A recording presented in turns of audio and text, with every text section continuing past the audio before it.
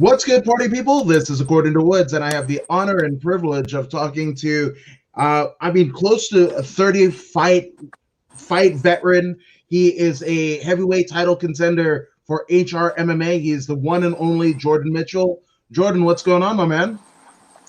No, just got done doing 25 minutes on the treadmill, so I'm just outside right now enjoying the sun and the wind blowing. So, how's things looking where you are? I mean, I know kind of like here in LA, everything's kind of shut down. It's almost like a ghost town for the most part. But how's it like where you are?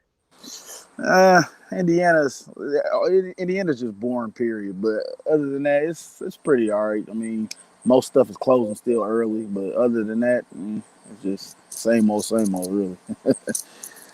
We ain't on lockdown like some parts of California is right now.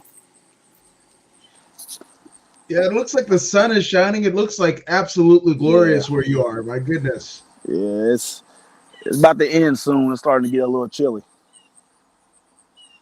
It's tremendous. Now, oh my gosh, like obviously there's easier ways to make money than to get into professional fighting, right? So what was it that led you down the road of a career in mixed martial arts? Well, I was 17 and I was about to have a baby, so I was pretty young, but I was like, man, I kept getting in trouble. So when I got 18, a couple of my friends I was doing, they introduced me to my coach now, David Love, and did my first amateur fight, knocked dude out in 7 seconds, and I've just been doing it since. And that was 2019. So yeah, I've been in the game a long time. And I mean, what a crazy ride it's been. I mean, that's, we're talking decades, right? And obviously the sport looked different when you started than what it is now, right? Yeah. I mean, it's a, I don't know, how should I explain it? I mean, back then we didn't have to, when it was chosen, we didn't have to wait and pick fights.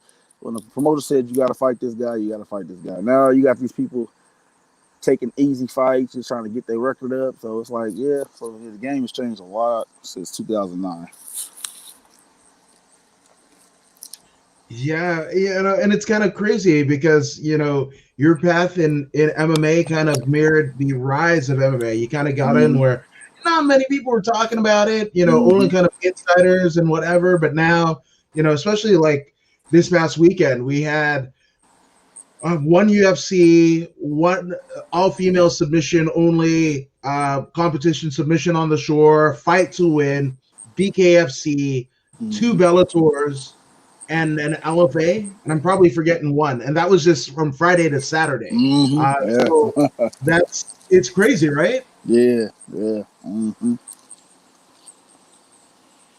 Now, in terms of like inspirations, right? If people who you watched and kind of led you down this path, like who were some of your early inspirations?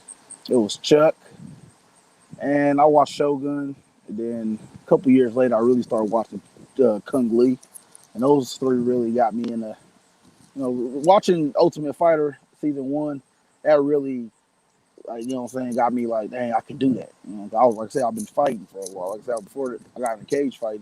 I used to street fight all the time. You go around here, this little town we're in, you say my name, oh, well, that's Jordan. He's known for fighting. So, like I said, watching Chuck Liddell fight, then the Ultimate Fighter, that really got me into it. Then watching Shogun over in Pride, that was really what got me. So like, I'm gonna do this. Because before I wanted to fight, I wanted to be in WWE type of wrestling. I wanted to be a wrestler, believe it or not. So I took the other path. No, 1,000%. I mean, it's crazy. I mean, you mentioned Chuck Liddell, and he's, if there's a Mount Rushmore for MMA, I think he's got to be on it. Because, most definitely. Yeah, most definitely. Yeah. I mean, without those, I mean, to me, especially like, I mean, he was the right guy for the job.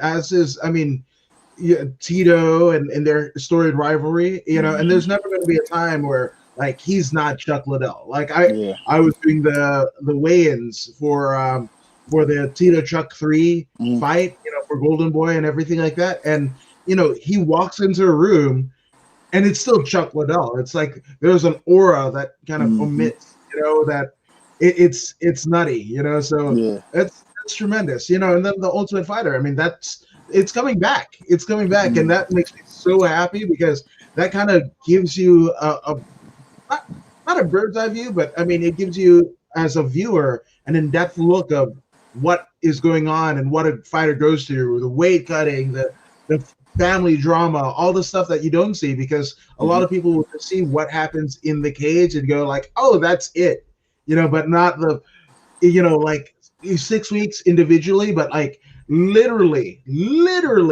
like an eons of hard work that gets, put into it, so yeah.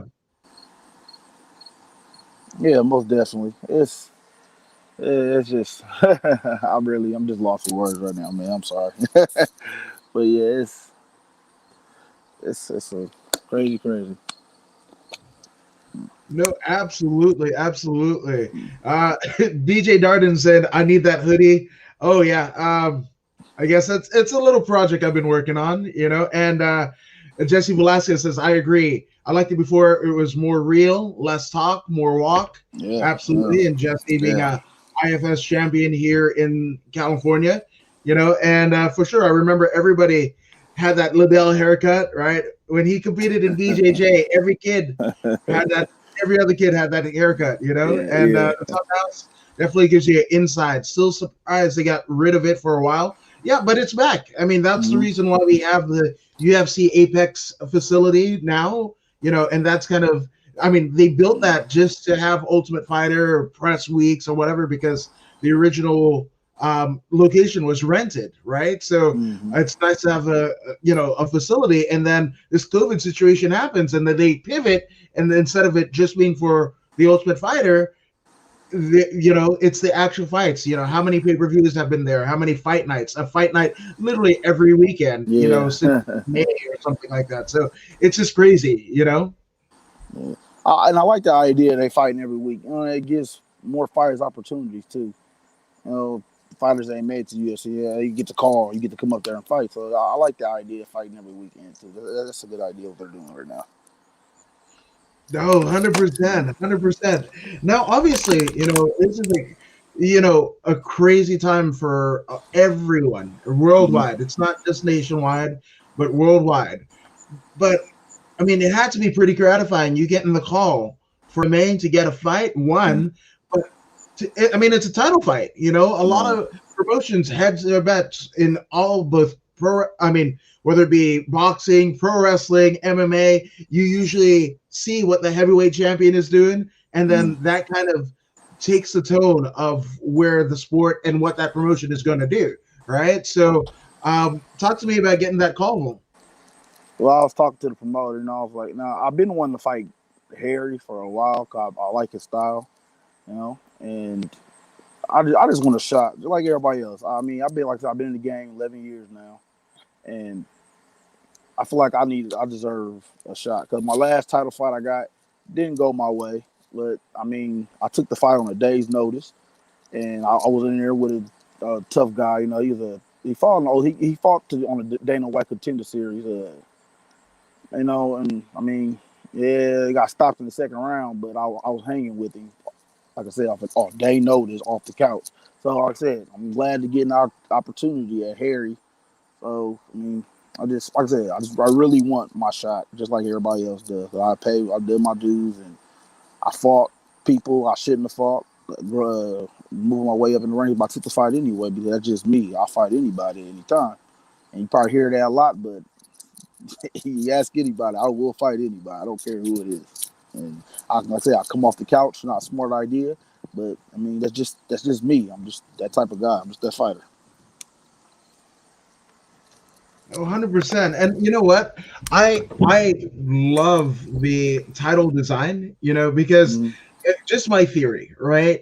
If you, especially in the instances of combat sports where, guys and girls are literally putting their lives on the line to fight for this title, it should look good. It should look good. I hate crummy title designs, like something that they might have just gotten off of like title.com and slapped their logo on it with a sticker and whatever. But like, they've put a lot of time and effort into that title design, and it would be awesome for you to kind of bring that back home, Oh yeah. and be able to show your friends and Yeah. whatever. Like that is it. Like, to have it on your mantle and people are like, what's that? And you're like, yeah, that's the title I won, and the social media posts and everything like that with you having it out around your shoulder, around your waist, it's got to be incredible, right?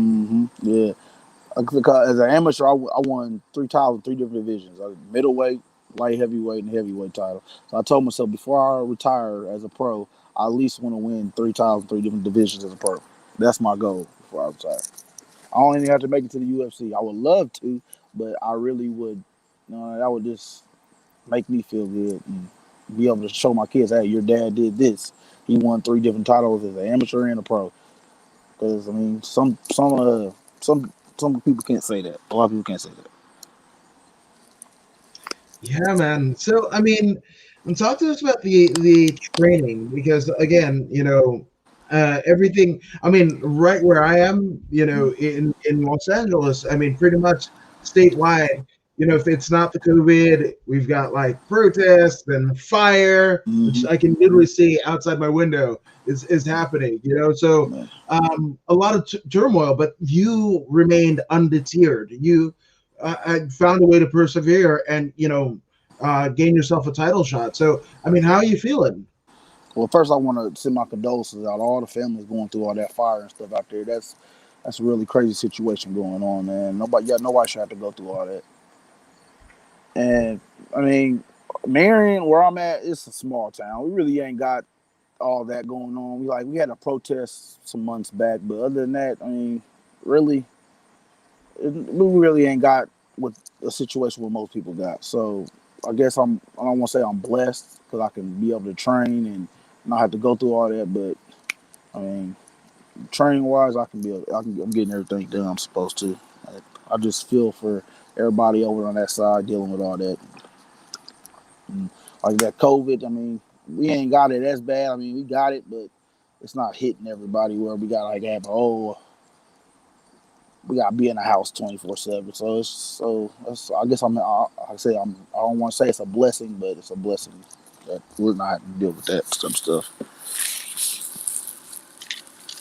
Yeah, man, it's amazing. It's amazing, But I mean, obviously, a tenured vet in the world of mixed martial arts, So there's a lot of people that have helped you, not just in this fight, but your previous fights, to kind of get you ready, get you prepped, for where your career is going to go. So, take as much time as you need to shout those people out. Well, first I want to thank God, and I want to thank my mom, my dad, all my family, kids. I have 5 kids, believe it or not. I want to thank my training partners, my coach, David Love, Adam Gonzalez, team over in Kokomo, Gaha, Jacob Herlock, Kier Ross, Robert Duke, all of them. So there's a ton of people, so I'm trying to think of names. That's all really has been having my back in all my fights. Then my family, my cousins and all of them, but yeah, that's really all. I love it. I love it. Now, for those, heading to HRMMA, right, and probably buying the stream, what are they going to see out of Jordan Mitchell come fight night? Oh, they always see. I'm gonna land that one punch. I mean, he can go down or he ain't gonna go down, but somebody's going down. It's not gonna go all 5 rounds. It's impossible. I'm a finisher. He's a finisher. All my wins are by knockout, TKO, and he got a couple. So I mean, somebody's gonna go down. If it ain't the first round, it'll be the second or third, but it won't go for all 5 rounds. Tremendous, tremendous. Now, for those who haven't already done so, to follow your journey into that HRMMA cage, where can they find you on social media, my man? Jordan Mitchell on Facebook, Stifler765 on Instagram. I don't use Twitter. I mean, I get on Twitter just to look at stuff and poke fun at people when they talking some mess. But you can find me at HRMMA765 on Twitter and J-Ron614 on Snapchat. There it is. And Jesse Velasquez says, "Kill to be killed." That's the name of the game from HRMMA. Thank you, So, Jesse. Shout out to Jesse. Shout out to you, good sir. Well, thank you for taking the time out of your busy fight camp to sit here and talk to us. It's been an honor and a privilege. I've been a fan of yours for quite a while, so can't wait to see HRMMA Gold strictly come home to Jordan Mitchell. So it's a tough task, but I think you're the man for the job. Thank you. I really appreciate you giving me the time and opportunity on here, man. I really appreciate it. No worries, my man. But this has been According to Woods with Jordan Mitchell, and we are out. And don't forget to like, share, and subscribe this very link and the rest of the stuff on the channel.